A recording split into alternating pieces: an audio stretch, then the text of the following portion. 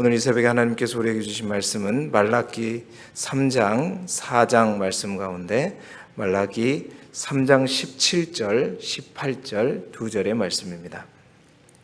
구약성경 1330쪽 말라기 3장 17절 18절 두 절의 말씀입니다. 말라기 3장 17절 18절 두 절의 말씀을 구약성경 1330쪽입니다. 1330쪽 말라기 3장 17절 18절 두 절의 말씀을 우리 함께 한 목소리로 읽겠습니다. 말라기 3장 17절 18절 말씀입니다. 함께 읽겠습니다. 시작. 만군의 여호와가 이르노라 나는 내가 정한 날에 그들을 나의 특별한 소유로 삼을 것이요 또 사람이 자기를 섬기는 이들을 앞김같이 돌아와서 의인과 악인을 분별하고 하나님을 섬기는 자와 섬기지 아니하는 자를 분별하리라. 아멘. 오늘은 말라기 3장 4장에 있는 말씀으로 교재에 있는 제목 세 번째 시간 1500년의 사랑의 아쉬움이라는 제목으로 말씀의 은혜를 함께 나누겠습니다. 이제 오늘 말씀드린 이제 마지막 새벽 시간인데요. 다시 한번 포인트를 한 번 더 읽고 말씀을 보겠습니다.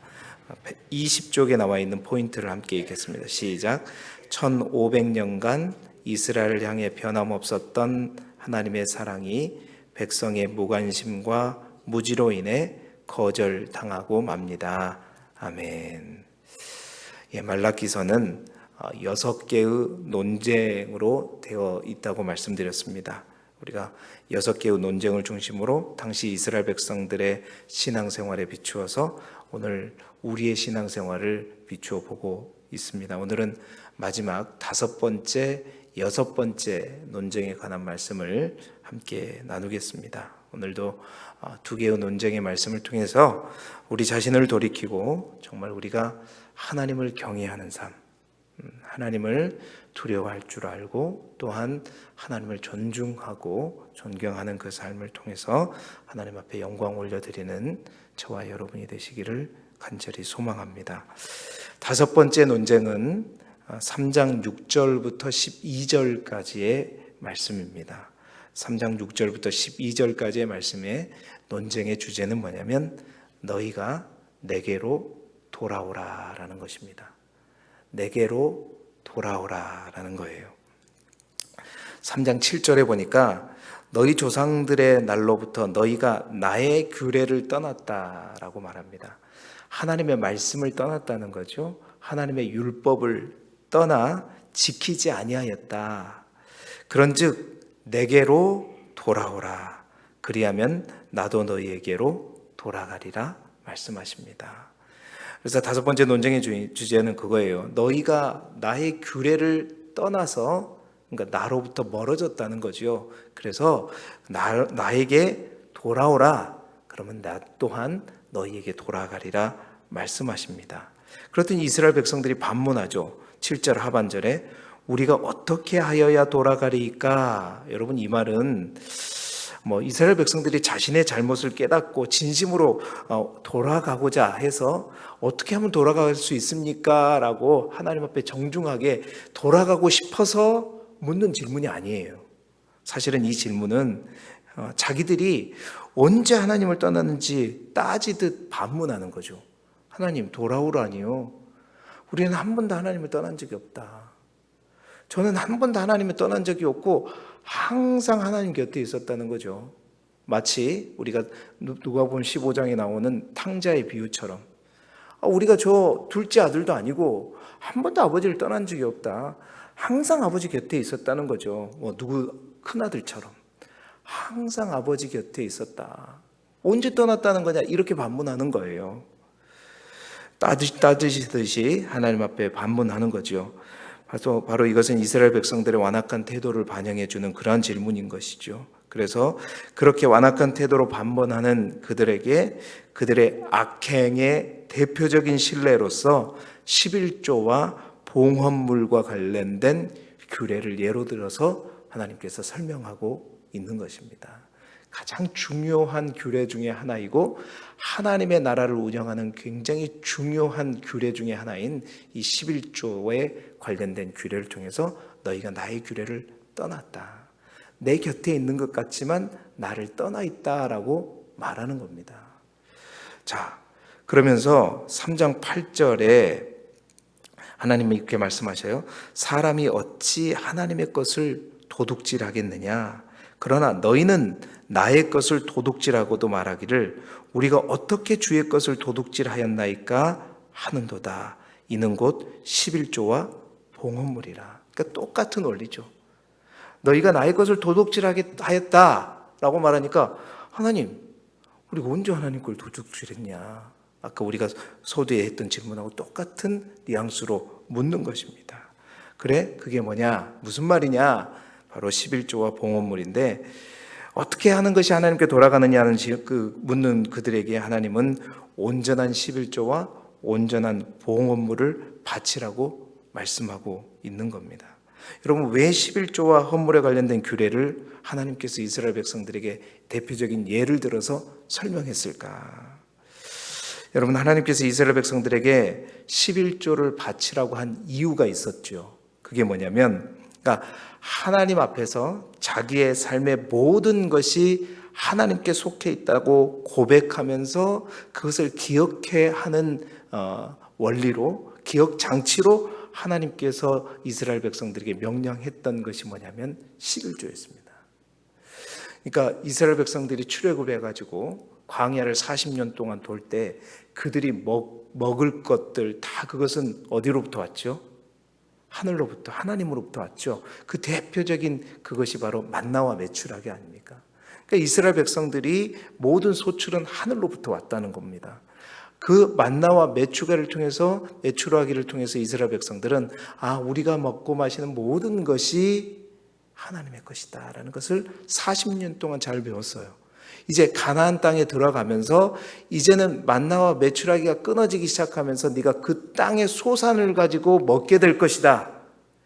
그럼에도 불구하고 이것 또한 내가 너희에게 주는 것이고 이 모든 것이 나로부터 말미암은 것이라는 것을 잊지 않도록 하기 위해서 하나님은 그 모든 것이 다 내가 준 것인데 그것의 10의 1조를 나에게 드림으로써 어떻게 하라는 거예요? 항상 만나와 메추라기처럼 이 모든 것의 소유주가 바로 나다. 하나님이라는 것을 잊지 말고 그것을 고백하고 기억하는 장치로서 10의 1조를 드리게끔 했던 것이죠. 뿐만 아닙니다. 그렇다면 하나님께서는 그 10의 1조를 받아서 하나님께서 그걸 가지고 뭔가를 하려고 한 것인가? 하나님이 그 돈을 10의 1조를 통해 가지고 뭘 하려는 것이 아니라 그렇게 10의 1조를 통해서 하나님의 것인 것을 고백하고 기억하는 장치로 해서 드리게 함으로써 어떤 것에 사용했느냐면 여러분 구약의 율법에 보면 이제 성막 시대로부터 이제 가나안 땅에 이르기까지 성전 시대에 이르기까지 11조가 어떻게 사용됐는지 규례를 보게 되면 실제적으로 11조는 구약시대에 성전에서 일하는 레인과 제사장들의 생계 유지를 위해서 사용되었잖아요. 레인들은 자기 분깃이 없었습니다. 그냥 48개의 성읍만 있었죠. 성읍만 있었지 자기의 전답 같은 게 없었어요. 그러니까 자기가 뭔가 농사를 지을 수가 없었어요. 그 말은 바로 그의 분깃은 하나님이 되고 그들의 분깃, 생계를 유지할 수 있도록 11조를 통해서 그들이 먹고 사는 그 문제를 해결하고 오로지 하나님의 일들을 감당하면서 말씀을 가르치고 양육하는 데만 전심할 수 있도록 했던 거죠. 뿐만 아니라 성전의 기구를 새로 만든다든지 또한 성전의 기구를 새로 수리하든지 그러한 일들을 도모하는 일에도 11조가 사용되었고 이제 가나안 땅에 들어와서는 우리가 이제 레위기 민수기를 통해서 봤지만 제2의 11조라 그래가지고 이 11조가 어디에 또 사용되어 있냐면 객과 고아와 과부들, 그러니까 이 땅에서 소외되고 어려움 당하는 자들을 구제하는, 가난한 자들을 구제하는 용도로 11조의 규례가 11조의 예물들이 사용되었단 말이죠. 물론 이러한 11조 규례가 신약에 와서는 이제 예수 그리스도에 의해서 재해석되고 그 정신은 살아 있으면서도 이제 많이 달라지게 되었습니다. 그래서 이 11조에 관련된 것은 나중에 신약을 할 때 제가 다시 한번 언급을 할 텐데, 그러나 당시에 이러한 11조는 이스라엘 백성, 이러한 11조가 이스라엘 백성들에 의해서 온전하게 바쳐지게 되면 이것을 통해서 하나님의 나라가 온전히 운영되는 것이었어요. 왜냐하면 그 11조를 통해서 제사장들과 레위들의 생계가 유지되고 그들이 온전히 하나님의 성전의 일에만, 가르치는 일에만, 말씀으로 세우는 일에만 전념할 수 있었는데, 이 이스라엘 역사들을 또 학자들에 의하면 이 11조가 생각했던 것처럼 제대로 거쳐지지 않았던 거예요. 그래서 여러분, 우리가 사사시대에 그걸 보잖아요. 레인들이 굉장히 힘들었다는 거죠. 먹고 사는 게 힘들었어요.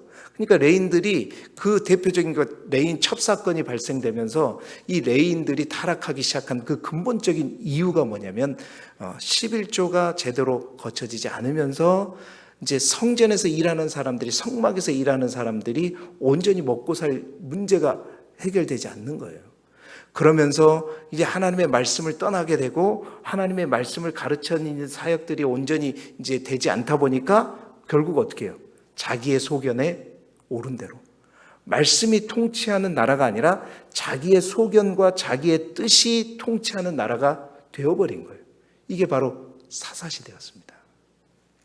자, 그러한 사사시대, 그러한 어떤 모습들이 오늘 이 말라기 시대 또한 다시 일어나고 있는 것입니다. 그러니까 이러한 11조를 내지 않는 이들을 향해서 하나님은 3장 9절에 온 나라가 나의 것을 도둑질하였으므로 너희가 저주를 받았느니라. 결국 하나님의 것을 내 것이라고 자기 마음대로 그것들을 사용하게 되니까 하나님과 멀어지게 되고 하나님의 나라의 영광을 누리지 못하게 되었다는 거죠. 여러분, 당시 이스라엘 백성들의 가장 큰 문제가 뭐였냐? 바로 이 11조 규례를 통해서 이스라엘 백성들에게 말하고 있는 것은 뭐냐면, 입으로는 하나님을 섬긴다고 하면서도 그 하나님의 말씀에 따라 순종하는, 말씀의 규례에 따라 순종하는 삶이 아니라 다 자기 소견에 옳은 대로 제2의 사사시대처럼 내 마음대로 하나님의 말씀을 해석하면서 하나님의 말씀이 나를 주장해가는 것이 아니라 내가 하나님의 말씀을 그냥 필요에 따라서 그냥 적용시키면서 살아가는 삶. 결국 나의 것을 도둑질했다는 말은 단순히 어떤 물질의 소유에 관해서 하나님께서 말씀하시는 것뿐만 아니라 하나님의 주도권, 하나님의 말씀의 주도권을 다 놓쳐버리고 말씀대로 살아가는 인생이 아니라 말씀대로 살아가게 될 때 우리 인생의 주인이 하나님이시고 나의 삶의 주인이 하나님이라는 사실들을 인정하면서 살아가는 것인데, 바로 그 말씀대로 살아가는 것이 아니라 내 뜻대로 살아가면서 하나님의 소유권을 도둑질했단 말이죠. 바로 그것을 11조, 대표적인 규례, 이 11조를 통해서 말씀하고 있는 것입니다. 여러분, 그래서 이 물질이라는 것 굉장히 이게 중요한 거예요. 그래서 마르틴 루터가 이런 말을 했잖아요. 온전한 회심에는 세 가지가 필요한데, 첫 번째는 머리의 회심, 두 번째는 가슴의 회심, 세 번째는 지갑의 회심이라고 루터가 그렇게 말했단 말이에요. 그만큼 내 소유를, 그러니까 하나님의 것을, 하나님이 주신 것을 내 것인 양 하는 거, 그 중에 가장 하기 힘든 게 뭐냐면 내가 가진 돈. 이게 안 된다는 거예요. 여러분, 그러니까 11조의 문제, 이 오늘 본문의 말씀을 가지고 온전한 11조가 뭐냐, 막 그걸 따라서 막 우리가 세금 낸 이후에 돈을 낼 것이냐, 여러 가지 논쟁이 있지만, 이 11조의 문제는 사실은 논쟁의 거리가 아니라 정말 하나님께서 주신 모든 것이 내게 아니라 하나님 것이라는 그 마음이, 온전한 믿음이 내한테 있는 사람은 11조를 내지 말라고 해도 기쁨과 감사함으로 하나님 앞에 낼 수밖에 없는 거죠. 그렇잖아요. 지금도 마찬가지입니다. 교회가 어떻게 운영돼요? 레위인들, 제사장들 마찬가지로 오늘날의 주의 사역자들은 어떻게 해요? 하나님의 나라가 실제로 이 땅에 임하기 위해서 이 땅에 가난하고 헐벗고 굶주린 사람들을 교회의 재정과 물질을 가지고 그 사람들을 돕지 않으면 세상 누구가 이 세상에 누구를 살리겠습니까? 그러니까 그렇게 11조를 통해서 물질을 통해서 이 세상을 복되게 하고 하나님의 뜻이 이 땅에 이루어지는 도구로 사용하게 하는 것, 바로 그것은 우리가 하나님 앞에 기꺼이 기쁨으로 드리는 이 물질을 통해서 이루어지게 되게끔 만들어 주신 건데, 그 소유가 마치 내 것인 것처럼 하나님 것을 도둑질해서 온전히 다 내가 취하고 가짐으로 말미암아 이러한 저주가 우리 가운데 왔다는 겁니다. 사랑하는 성도 여러분, 우리 안에 11조를 내야 되니 말아야 되니 이걸로 논쟁하는 것이 아니라, 여러분, 아브라함이 11조의 제일 처음이었잖아요.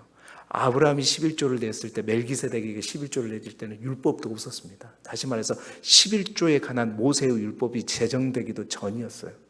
그때 왜 냈어요?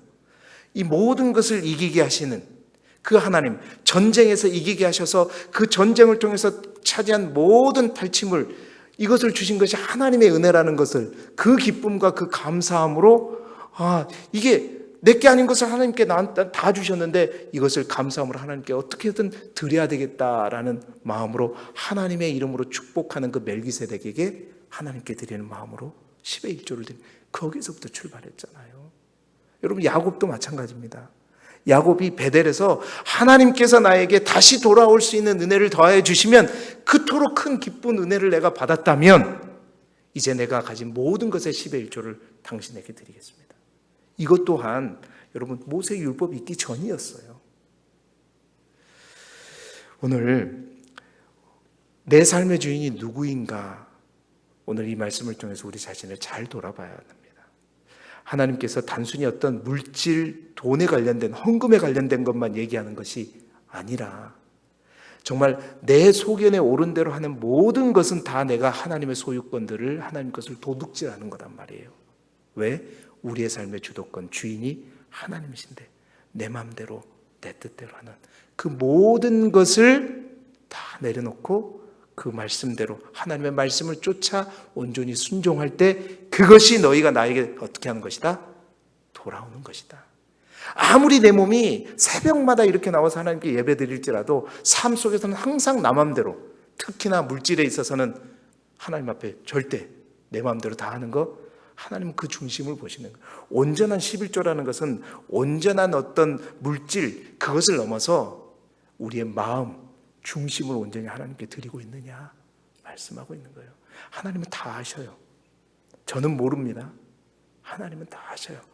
평생 동안 신앙생활하면서 하나님께 온전한 마음을 드리지 않으면서 드리는 척, 사는 척 하는 이들에게 경고하는 말씀이에요. 여러분, 여러분의 주인은 누구입니까? 여러분이 가장 소중히 여기는 그 물질에 대해서 누가 주도권을 갖고 계세요? 그것은 우리 마음과 중심의 문제다. 온전히 여러분의 삶의 모든 주인이 하나님이 되시기를 바라고, 그것을 온전히 하나님께 드림으로 하나님 앞에 돌아가는 저와 여러분이 되시기를 주님의 이름으로 축원합니다. 여섯 번째 논쟁은 3장 13절부터 4장 3절입니다. 여섯 번째 논쟁의 주제는 너희가 완악한 말로 나를 대적했다. 완악한 말로 대적했다. 3장 13절을 보세요. 너희가 완악한 말로 나를 대적하고도 이르기를 우리가 무슨 말로 주를 대적하였나이까 하는도다. 그러니까 완악한 말로 대적하고서도 하나님, 우리가 뭔 말로 하나님을 대적한 적이 있어요? 그렇죠? 13장 14절에 하나님을 섬기는 것이 헛되니 만군의 여호와 앞에서 그 명령을 지키며 슬프게 행하는 것이 무엇이 유익하리요? 그러니까 이스라엘 백성들은 하나님을 열심히 섬겨도, 그러니까 아무런 소용이 없다. 우리가 하나님을 믿어도 아무런 소용이 없다라고 막 말끝마다 하나님은 이렇게 얘기하는 거예요. 그러한 말, 하나님을 섬긴 것이 헛되다. 아무런 소용이 없다. 하나님을 믿어도 믿지 않는 사람들이 더 잘되고 그 사람들이 더 형통하고 우리는 맨날 이렇게 힘들고 어렵고, 이런 말들이 나를 대적하는, 완악한 말로 나를 대적하는 것이다 말하고 있는 거예요. 이스라엘들의 불평과 의심에 대해서 말하고 있는 거예요. 이 여섯 번째 논쟁은 그런 의미에서 우리가 어제 보았던 네 번째 논쟁이 있죠. 하나님의 정의에 대해서 의심하고 불평해서 정의의 하나님은 어디 계십니까? 라고 하소연했던 네 번째 논쟁과 유사한 내용, 일맥상통한 내용. 이렇듯 비슷한 내용을 하나님께서 다시 한번 6번째 또다시 언급하는 이유는 그 당시 이스라엘 백성들이 하나님의 공의로우심, 하나님의 정의에 대해서 불신과 불평을 너무나도 많이 가졌다는 거죠. 그래서 어제 4번째 논쟁에서는 그랬잖아요. 하나님의 오래 참으심. 내가 바로 너희를 하나님의 정의를 가지고 심판하게 되면 가장 먼저 또한 너희들 또한 어려움을 당하게 될 것이다. 그래서 너희가 나에게 돌아올 수 있도록 내가 오래 참는 가운데 시간을 유보하고 있는 것이고, 너희들뿐만 아니라 믿지 않는 자들도 나에게 돌아올 그 시간을 주기 위해서 내가 이러한 시간들을 갖고 있는 것이고, 그러나 결국 의로운 사자, 다시 언약의 사자가 너희가 올 그 마지막 심판의 날 때는 내가 반드시 어떻게 하겠다? 의인과 악인을 통해서 의인은 기쁨으로, 악인은 완전한 멸망으로 내가 반드시 분별을, 하나님의 정의와 공의로 심판하게 될 것이다 라고 말씀하셨잖아요. 오늘 그와 동일한 말씀을 하시는 거예요. 동일한 말씀을 하시면서 오늘은 특별히 의인들을 향한, 하나님을 경외하는 자들을 향한 하나님의 선택과 하나님의 분별과 하나님의 사랑을 강조하면서 말씀하고 있는 거죠. 3장 16절에 그 마지막 때에 내가 분명하게 너희들이 그렇게 말하는 거 내가 분별할 것이다. 누가 정말로 영생을 얻고 누가 제대로 참 기쁨을 마지막 때에 얻게 되는 것이 내가 너희들이 말하는 그 정의와 공의를 반드시 행할 것이다. 그때에 3장 16절 보세요. 그때 여호와를 경외하는 자와 그의 이름을 존중히 여기는 자를 위하여 뭐라고죠? 여호와 앞에 있는 기념책에 기록할 것이다. 뿐만 아니라 3장 17절 18절 오늘 우리가 읽은 말씀이잖아요. 내가 정하는 날에 그들을 나의 뭘로 삼겠다? 특별한 소유로 삼겠다. 내가 정하는 날이란 말은 것은 이게 멸망의 날, 마지막 때라는 거예요. 마지막 때 나의 특별한 소유로 삼을 것이요, 또 사람이 자기를 섬기는 아들을 아낌같이 내가 그들을 아끼리니 그때 너희가 돌아와서 의인과 악인을 분별하고 하나님을 섬기는 자와 섬기지 아니하는 자를 분별하리라. 뿐만 아니라 4장 1절에 보세요. 악인에게는 4장 1절에 강력한 심판이 그때 있을 것이다. 용광로와 불같은 날이 그 날이 될 것이다. 용광로 같은 그런 불이 우리에게 쏟아지면 모든 것이 다 타들어가게 됐죠. 그래서 지푸라기 같이 되게 될 것이다. 너희의 뿌리까지 다 타버리게 될 것이다. 악인들은 그렇단 말이죠. 그런데 4장 2절에 하나님을 경외하는 자, 또한 하나님을 섬기는 자들에게는 어떻게 해요? 공의로운 해가 떠올라서 치료하는 광선을 비추게 될 것이고 너희가 외양간에서 나온 송아지같이 뛰리라. 그러니까 끝까지 뭔가 하나님이 없다 하면서도, 그러면서도 하나님께 소망을 두고 하나님을 경외하면서 살아가는 자들, 그 자들에게는 그 마지막 때에 공의로운 해, 의의 빛으로 오시는 예수 그리스도께서 이 땅에 오셔서 어둠 가운데, 이 외양간이 의미하는 것은 이 세상을 의미하는 겁니다.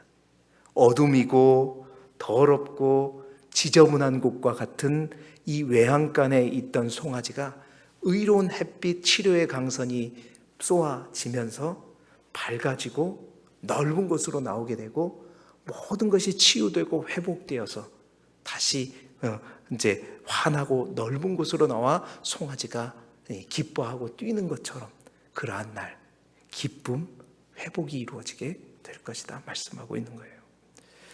사랑하는 성도 여러분, 하나님을 경외하는 자들이 하나님에게 어떠한 존재가 될 것인가, 하나님 오늘 말씀을 통해서 마지막 6번째 논쟁을 통해서 분명하게 말씀하십니다. 기념책에 기록할 것이다. 이 말은 하나님께서 너희의 이름 석자 2자를 반드시 잊지 않고 끝날까지 기억할 거다. 뿐만 아니라 나의 특별한 소유가 되게 한다. 특별한 소유라는 것은 오늘날로 표현하냐면 나의 특별한 보물, 보석이 되게 할 것이다. 여러분 한 사람 한 사람이 하나님의 특별한 보물 1호다라는 말씀입니다. 왜냐? 여러분 한 사람을 위해서 하나님의 모든 것, 자신의 아들까지 다 죽이시면서까지 여러분을 살리신 분이 여러분이에요. 아들을 죽이시면까지 살리는 보배로운 존재가 바로 우리라는 겁니다. 뿐만 아니라 자기를 섬기는 아들을 아낌같이, 여러분 아들이 나를 섬기지 않아, 나에게 효도하지 않아도 아들 그 자체로 여러분 얼마나 소중합니까? 그런데 그 아들이 아버지에게 어머니에게 효도를 해요. 잘 섬겨요. 그러면 여러분 그 아들을 그냥 놔둘 겁니까? 나를 섬기는 아들을 아끼게 되죠. 아들 자체로도 아끼는데 그렇게 나를 섬기는 그 아들을 얼마나 아끼겠어요. 그 마음으로 내가 너희를 아낀다라고 말씀하십니다. 아낀다 말은 지키고 보호하고 함께하고 돌보신다라는 것이죠. 사랑하는 여러분, 이스라엘 백성들이 지금 불평하고 있는 것처럼 우리의 삶이 지금 그럴 수 있습니다. 세상의 관점에서 볼 때 우리 또한 아무도 알아주지 않고 또 지극히 보잘것없는 평범한 존재, 아니 더 나아가 미천한 존재로 보일 수 있습니다.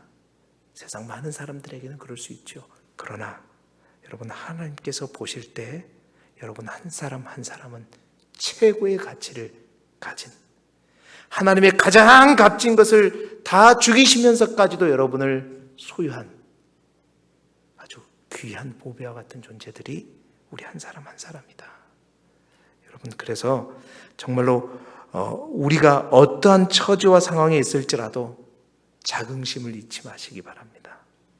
우리가 정말 당당하게 살아갈 수 있기를 바랍니다.